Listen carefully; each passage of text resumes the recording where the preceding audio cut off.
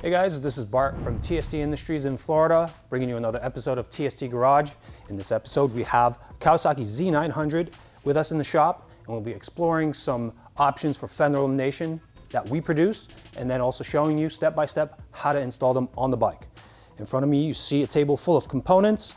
Here's our base component for the fender elimination. When you remove your OEM fender, it leaves a giant gap here with a hole to the inside of the bike. We've actually injection molded this really nice color and texture matched Undertail closeout that fills in this void and produces a nice mounting surface for either one of our two fender eliminator brackets. Here you see our standard version of the Elite-1 fender eliminator. What you get when you purchase one of these is all these components to close out the hole, and then also a means of hanging your license plate. This is a static version. It does not allow you to alter the angle of the plate. It is made of corrosion resistant steel that has been laser cut and then bent to shape. It gives you a nice ability to hang your license plate after you've eliminated this giant fender, but it doesn't really go much beyond that. Here we have our CNC machined aluminum anodized version. It does allow some adjustability. It's really, really nice and techy looking.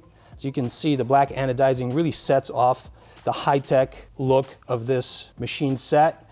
It also features stainless steel corrosion resistant hardware, so you'll get some really nice longevity from this unit. Either way you go, you will surely ditch this big behemoth here along with the signals. So what do you do about the signals? We do offer a whole host of different solutions for signaling. We do have pod signals. We do have some different signals for the front of this bike. If you visit tstindustries.com, you can get the details on that. We also have a really, really awesome looking integrated taillight in smoke door clear. So maybe you guys will consider running that or the taillight in conjunction with some pod signals on the rear. If you want the extra visibility, we do have white splitters that enable multiple lighting solutions on the rear of the bike. Now, this closeout kit is actually available on its own. For those guys who just want to ditch this big fender and have some other means of mounting your license plate. Some guys like it on the swing arm, some guys like to mount it way deep under here. This will enable you to close out this giant gaping hole and give you resistance to water getting in and debris and stuff like that. The closeout does have these nice clip pins here. It will complete the entire assembly like this. All the hardware here will mount this thing in place. It's really, really simple. I'll show you guys how to do it in just a moment. What I really want to focus on is really how to build one of these kits and then mount it on the bike. We'll show you the removal of OEM components, and then we'll show you how to build each one of these kits. And then finally, we will install the adjustable. This is our flagship, so it will be representative of all the other installations onto the bike, but this is the one that we're going to end up putting on the bike. One thing I want to mention before we start the assembly is that we do not, by default, include a license plate light with the fender eliminator components. They are priced appropriately for these components, and if you choose to add a license plate light, that is just a small upcharge, and it works really, really nice with our systems. If you want to use a different license plate light, you're free to do so. We don't corner you into buying only our parts. So choice is yours. Freedom means choice. I hope you guys like that. That's how we structured our shopping experience. So we will now start the assembly procedure. I hope you enjoy. Let's go. All right, so if you've purchased the Elite-1 standard version, these are the components that are going to arrive to you in a box in this configuration. All the parts are separate. I will now show you how to construct this setup and then put it on the bike. These two canoe clips are really meant for blocking out these holes in the event that you're not using a license plate bracket. So these go to the side for this particular assembly. We will start by taking these two M6 screws, putting a washer on each one, and then penetrating those two fasteners through the bottom of this bracket.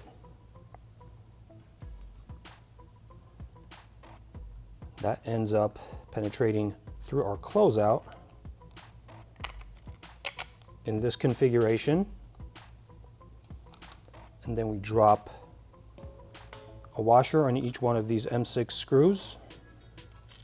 That depletes all of our washers for the machine screws, and then we cap that off with these nylock nuts. Now these are locking nuts. There's no need for any thread locking compound on here, and I do want to stress this note here. This closeout is an ABS plastic component using standard thread locking compound. Anywhere near this or on any surface that will come in contact with this component will cause it to stress crack and then fail. So you do not want to use a standard thread locking compound on any of these fasteners. I'm going to use a 10mm box wrench and a 4mm Allen key. I'm going to start tightening this down until I get close to bottom. I will want to leave a little bit of adjustability here so we could center it. Since we did provide locking hardware, you also do not need to over torque these screwed connections. It will be just fine. Half turn after bottom out. So once you get this pretty snug where you could adjust it and it keeps its place, you will want to make sure that you center it, and you could tell by the exposure of the slot on either side of the washer. If you center that so you have equal exposure and push it towards the rear, now you'll have it in proper placement, and then you can lock it down by going to full bottom out and then quarter to half a turn pass. Again, I want to stress you are clamping a piece of ABS plastic in between several steel components. If you over torque it, you will stress it and then it will likely fail. Now, this is pretty much ready to go on the bike. You just have to assess if you're running any LED lights, any signals, or license plate light through here. If you are, there is a guide sleeve here. This is provided to you with a drill center. If you are running lighting, you will want to drill a hole through here. The size of the hole will be determined by the lighting components you're passing through. We will be using only a license plate light, so the hole doesn't need to be any larger than 3/16 of an inch. If you're running two signals and a license plate light, you will likely need to go to 1/4 inch or a little bit larger. Like I said, there is a center provided that's molded in that will enable you to bite with the drill bit and then drill through. Obviously, you do not want to drill into your hand, so you can put that down on a surface.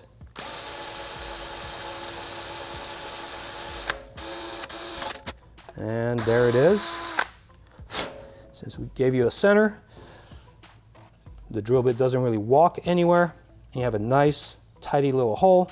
If you're running a license plate light through the setup, there is a window provided here that the wire will route through, and then in here and into the undertail of the bike. All right, now I will now take this apart and show you how to construct the Elite-1 adjustable version, and then we'll hop on over to the bike. If you've decided to treat yourself with top level componentry and received one of our Elite-1 adjustable systems, now I'll show you how to pre-configure it on the table and then get it installed on the bike. Once again, these two dark clips do not get used because we are in fact mounting a license plate bracket on here. I'll take the base back. We will find these two hinge bosses. As you can see, they do have a geometry that is swooping and then straight. The swoop goes towards the rear of the bike like this. Now when I mount them onto the undertail closeout, I will use two of these screws and two washers that are dropped on them. I am not using a thread locking compound because I am screwing through an ABS plastic component. Standard thread lockers will damage the plastic and cause it to fail, and it will void your warranty of our products. Now, if you do want to use a thread locking compound, you could use something called Vibratite or any other plastic safe thread locking compound. Those are kind of rare, not really easy to get, but if you have access to it, I highly recommend it. Otherwise, just proper tightening technique will ensure that you never lose your license plate mounting brackets or your license plate. Anyway, we'll go one at a time here. I have a washer over one of these M6 by 12 screws, through the hole, out the bottom, and I will now thread in the hinge boss and ensure that I don't turn it once I start hitting bottom, because then I'll scratch up the nice texture here. So I'll configure it in a way in its final resting position with the swoop towards the rear of the bike. And now I'll grab a 4mm Allen and get that turned down to the bottom. Now I'll help myself with a 10mm open-ended wrench. I will hold this hinge boss so that it is parallel to the center plane of the bike, also parallel to the other hinge boss. This will ensure proper hinge action when we get our L brackets on. Now you do not want to over tighten this, you will strain the plastic. So it is a really happy medium between not tightening enough and making it come loose, and tightening it enough so that it doesn't vibrate loose. I typically just go to bottom out and then give it another quarter turn to maybe a third of a turn. And like I said, we've never lost a license plate setup yet. I'm just going to ensure that they are in fact parallel, and then the axis of the two screw holes here is actually coaxial, and that looks really, really good here. Again, swooping towards the rear. Now we're all tightened down, and we can grab the L brackets that will eventually mount this license plate bracket. You can tell I have them in this configuration. You do want to end up with this bracket on this angle. So now I will position the round hole of this bracket on the right side of this system here. The hole is large enough to fit over the shoulder protruding from this boss, and that way it enables really nice hinge action here. I will drop a washer on here and use the other screws to fasten this down. These are all four screws are the same screw, so it's not a big deal finding them. I leave a little bit of adjustability. We'll tighten that down at the very, very end. Repeat the procedure.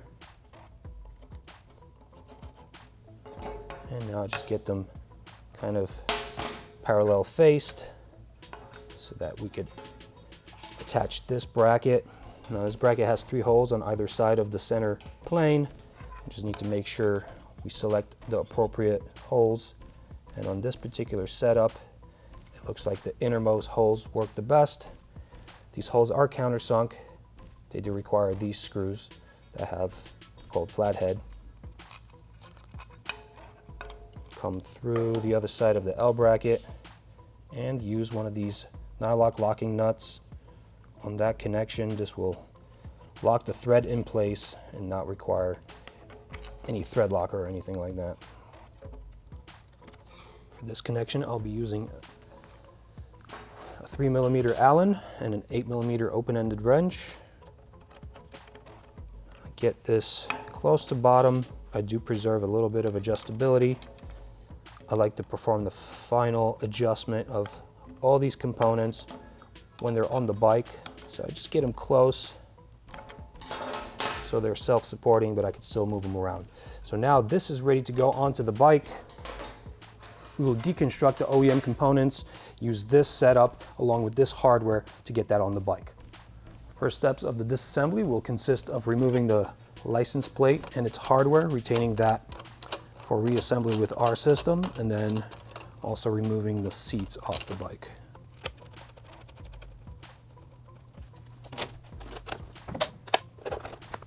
Now using a 4mm Allen key, we'll remove these 4 fasteners.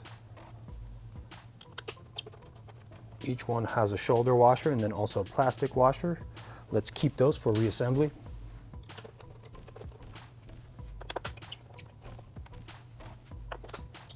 And now we have 2 more fasteners up towards the front that use a Phillips head. Those will need to come out as well. At this point, the upper tail fairing is free to come off. It does have a series of interference window locks. Pull that towards the rear to reset them. And then what I like to do, since the bottom portion is made of polypropylene, is far less brittle than the upper portion, I push those windows in as I clear the tabs out, and that ensures that I don't hurt the more brittle plastic. Here, at this point, the left side of the bike already popped out. Now we can put this to the side and continue. We can now go ahead and disconnect the fender lighting components. The plugs for them are contained within this boot. You can slip off the boot and either press on the reset tab or pry it up with a tiny flathead screwdriver here. This is the left and right signal here, and our license plate light is this black plug. Press down on this lock, withdraw, and we're now good to go. We'll back out the routing of these wires. They do go under the subframe here, and they follow this geometry in the undertail to the fender. There's a fairly simple removal here. We'll remove this Phillips head screw. That's the only screw that holds only the undertail and the fender together. The rest of these actually penetrate through the subframe. Let's start in the forwardmost ones. I'm going to crack these two rear screws here. Remove one all the way, and then I will support the fender with one of my hands as I undo the rest of that screw so that it doesn't just drop. Now that this is all loose, we'll carefully draw these wires back, and now we'll be ready for the actual installation of our TST Industries components. The larger plug does have a tendency to get caught in there. You just have to be careful. All right. If you are using a license plate light in your assembly, like you see here, we are, this is the perfect time to get it pre-wired through your undertail closeout. For our particular low profile license plate light, this is the routing. First you go through this gap in between the license plate bracket and the closeout. It will ultimately rest here, clamped in between the license plate and its bracket. And then we'll route the wire through the hole that we drilled in a previous step. Now that we have our wire protruding through the top side of our closeout, we'll now get the wire routed through the original routing windows from all of the previous fender lighting components. Get it out here. We'll get connected to this boot. We'll milk out the slack and fit our closeout and fender eliminator assembly to the undertail. Just need to make sure that we are not snagging the wire on anything under there. It's fairly simple. Do have two skinny bosses in the forward holes, and the rear holes just align with these holes on the actual subframe, so you'll only have penetration of closeout components through the front holes and nothing through the rear. You're provided with these two larger washers for the rear holes, along with the larger thread forming screw. Let's start with the rear holes, get those threaded up. So these are thread forming screws that are going into plastic bosses. You need to make sure you do not over tighten these. I will just ease these in initially. I'll leave myself a little bit of adjustability. I like to tighten everything at the very, very end. The forward bosses here get a combination of one of the smaller thread forming screws along with the washer that has a really tiny hole through it that will only fit this screw in the kit, and then a black plastic spacer that is meant to fit over the diameter of this little boss that protrudes. Get that on, start the thread, get that thread formed, do not bottom that out. We'll basically repeat this procedure on the left side here.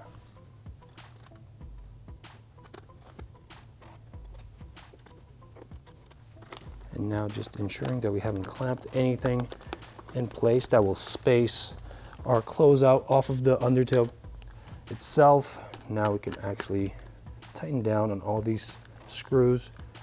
Also making sure that we don't over tighten them. They are going into ABS plastic. They're meant to bottom out, and that's it. They do cut their own thread and then lock themselves in place. You'll have a lot of friction between the thread and the actual screw, so you don't have to worry about that vibrating out.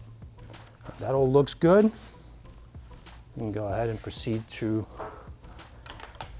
wiring up of our license plate light. So you have one of two ways of doing this. You could clip off a portion of the wiring from the fender, retaining the OEM plug, and then wire up this license plate light lead to that, and thereby have a nice plug and play connection here. Or as an alternative, you can use the provided connectors from our kit, which are these really nice posi taps, and you can connect right in here. So the black with yellow wire will be your ground, and the brown wire with a yellow trace will be your positive. For our installation, I have chosen the approach in which I will be cutting off a part of this plug and reusing the OEM connection. Don't need very much here. So you can either choose to strip off a little bit here and solder into here, or perhaps use our posi tap connectors. Since we do include the connectors, I will use that as a means of connection. Snip off a little bit of this wire. And then I'm going to strip my original leads out of that sheath.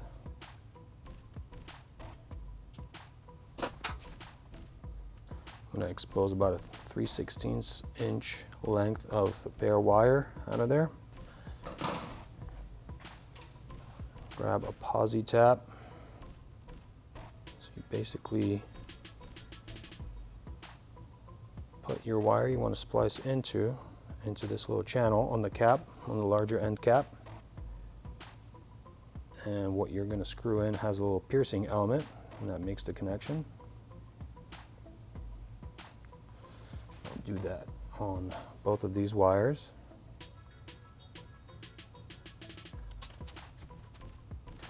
What I like to do when I tap into wires like this is keep the actual connectors not right next to each other, just down the line. That makes for better bulk distribution. I could turn them coaxial with the actual wires and makes for a nicer bulk distribution. Then I'll back out the little cap from the other connection portion and get my exposed wire through there. Make sure it sticks out. Get that turned into the rest of this connector. Once I tighten this down, give it a tug, make sure it's connected and captive. That's good to go. Repeat the procedure on the other connector.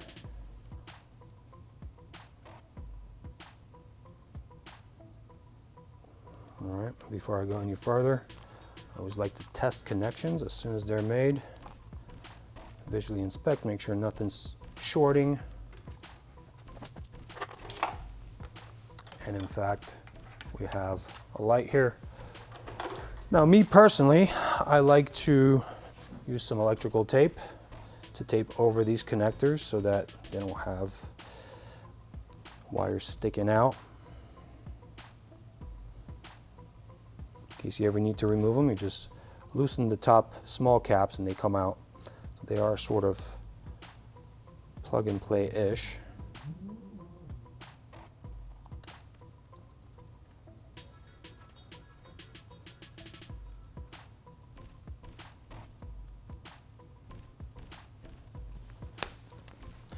On this particular bike, The wires come down and then back up into this boot, so that is why I overlapped it like this.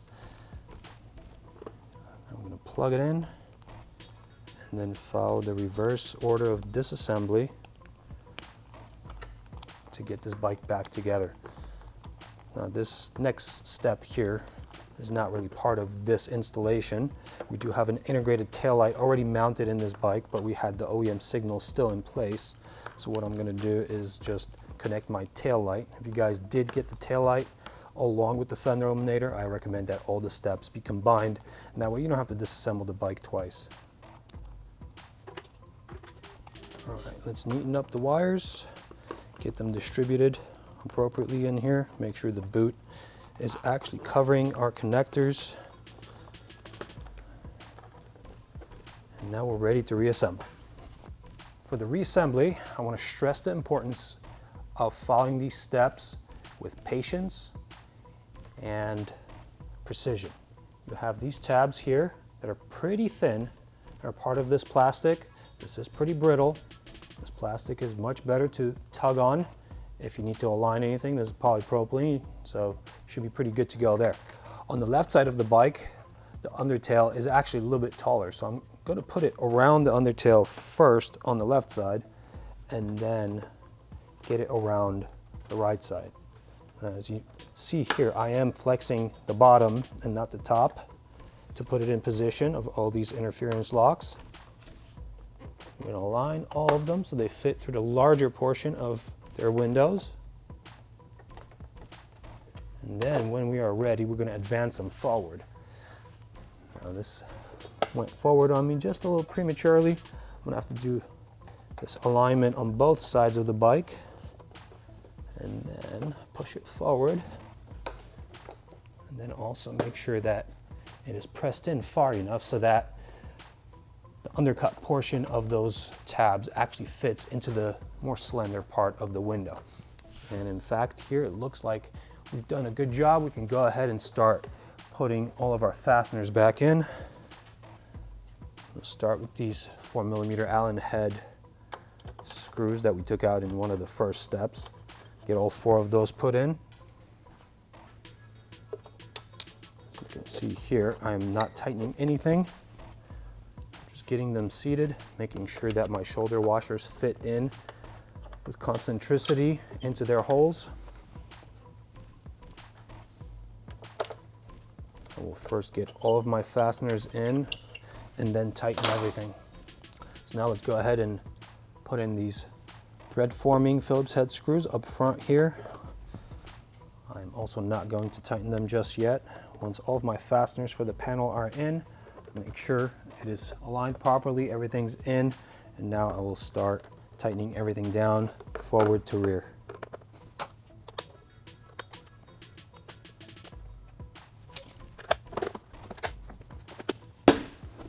All right, in a previous step where we built this configuration, we didn't really tighten anything down. I'm going to make sure that this bracket is sitting center now, and it does in fact look like it's center. I'm going to tighten down on this screwed connection.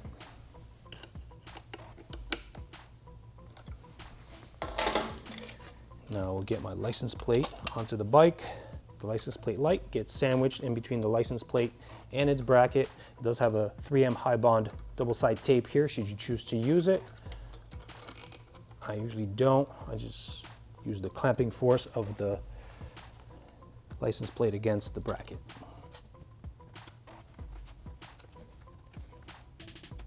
So now the license plate bracket is slotted, so it will allow adjustability. I like to make sure that the license plate is center. One last centering of the license plate light. That looks good there. I'll clamp it all in place. Now one remaining movable component here will get locked down. Now obviously you do not want this to face back perpendicular to the ground. You have not enough clearance here. The suspension on this particular bike is a little bit soft, so you're running the risk of actually contacting the tire. So anywhere in this range will be good. I like this angle here. I'll lock down on my hinges. I'll give it a quick test, make sure all my lights still work.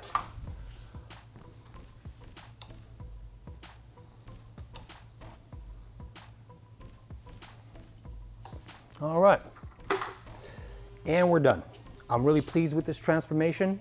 It only took a couple minutes, a couple little nuances, but for the most part, I feel like this was one of the easiest things that I've done in the recent past. I hope you guys agree, and if you are interested in some of these components, maybe some other parts for this bike, we do have a whole bunch of information on our website, tstindustries.com. You can see more photos of this installed on different bikes, and also get more information and see what else we have to offer. I hope to see you there, tstindustries.com. See ya.